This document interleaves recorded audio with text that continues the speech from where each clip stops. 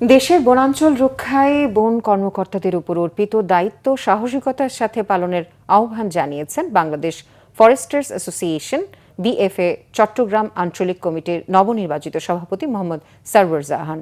৩১ সদস্য বিশিষ্ট নবগঠিত বাংলাদেশ ফরেস্টার অ্যাসোসিয়েশনের চট্টগ্রাম আঞ্চলিক কমিটির নির্বাচনে জয়ী হয়ে এসব কথা বলেন তিনি। কমিটিতে সাধারণ সম্পাদক হয়েছেন শাহানশাহ নওশাদ এবং সাংগঠনিক সম্পাদক করা হয়েছে হাবিবুল হক সুমনকে।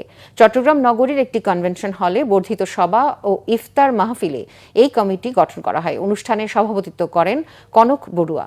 এতে প্রধান অতিথি ছিলেন বিএফএ কেন্দ্রীয় কমিটির আহ্বায়ক আমিরুল হাসান।